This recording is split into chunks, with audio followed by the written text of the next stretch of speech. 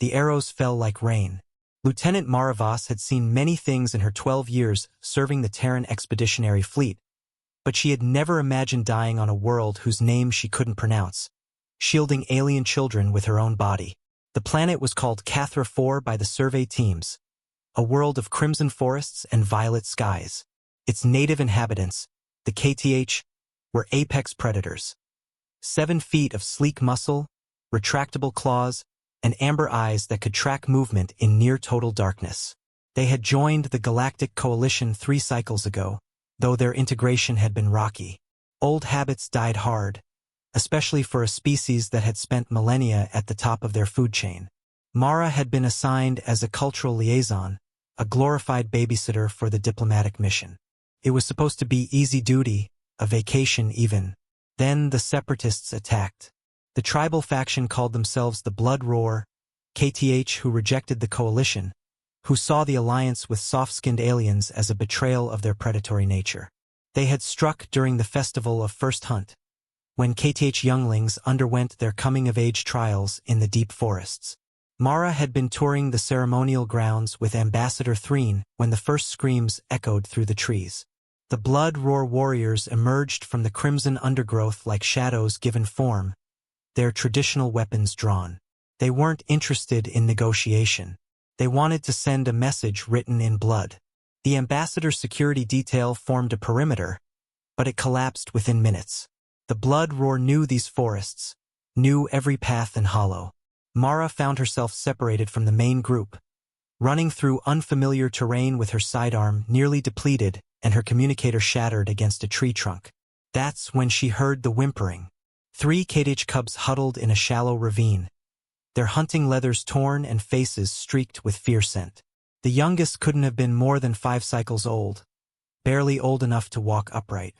Their guide had fallen to Blood Roar arrows, and now they were alone, prey animals in the bodies of predators. The eldest cub, Tarun, bared his juvenile fangs at Mara's approach.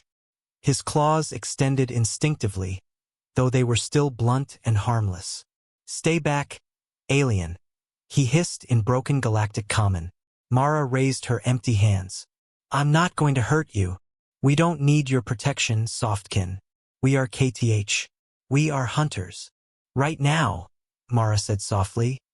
"You're just scared kids and I'm not leaving you." The sound of pursuit grew closer. Guttural war cries and the whisper of drawn bowstrings.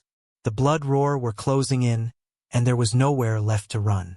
The ravine was a dead end, bracketed by sheer rock walls that even KTH claws couldn't scale quickly. Mara's tactical mind calculated the angles in an instant. The opening to the ravine was narrow, perhaps 4 feet wide. If she positioned herself there, she could block it. Not forever, but maybe long enough. She moved to the gap and turned to face the cubs. Tarun's amber eyes were wide with confusion. "What are you doing? Get behind me, all 3 of you. Press yourselves against the back wall and don't move, no matter what happens." "But now," the cubs scrambled to obey. Something in Mara's voice triggered their instinct to follow pack hierarchy. She spread her arms wide, bracing herself in the narrow opening. Her body armor would help, but it was designed for energy weapons, not primitive projectiles.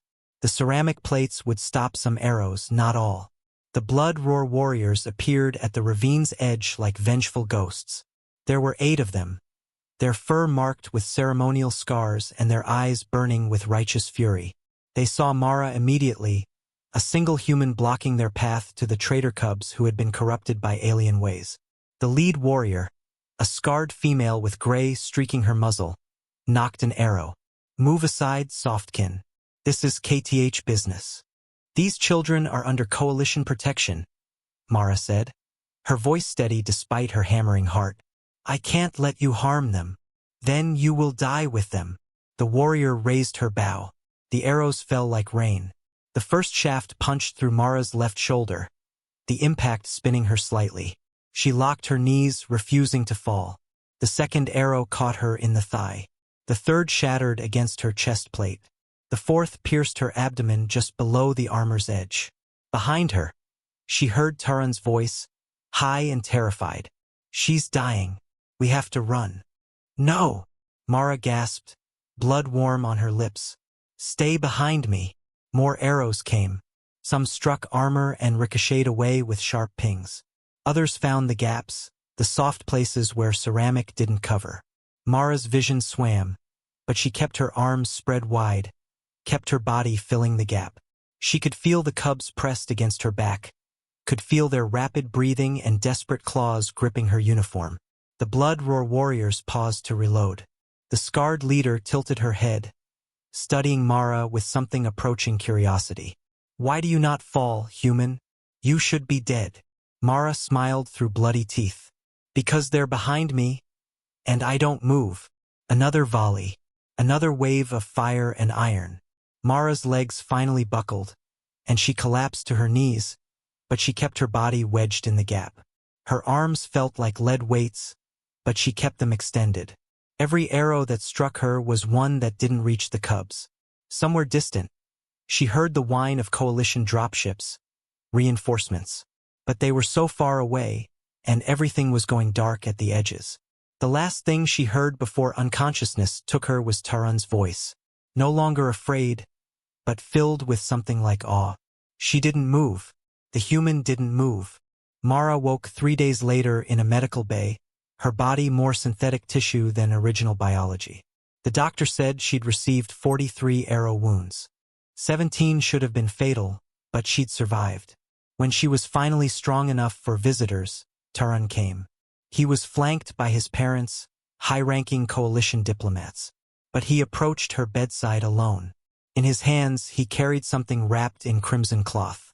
"My people have a saying," Taran said quietly, "that true strength is not in the hunt, but in the stand. You taught me this, Lieutenant Voss." He unwrapped the cloth, revealing a ceremonial blade. "Among the KTH, we honor those who protect the pack above themselves. You are no longer soft-skin or alien to us." He placed the blade in her hands and bowed, his forehead nearly touching the sheets. "You are Vmar, mother of the brave, and you will always have the protection of Clan Tan." Mara looked at the blade, then at the young KTH whose life she'd saved. She thought about the arrows, about the pain, about the choice she'd made to stand when falling would have been easier. "I just did what anyone would do," she said softly. Taran's amber eyes met hers, ancient and knowing despite his youth. "No, mother of the brave. You did what only a human would do. You did not move." And in that moment, Mara understood what it meant to be human in a galaxy of predators and prey. To be the shield that doesn't break, the wall that doesn't fall, the guardian who stands between the darkness and those who cannot yet stand for themselves. The arrows had fallen like rain, but she had not moved.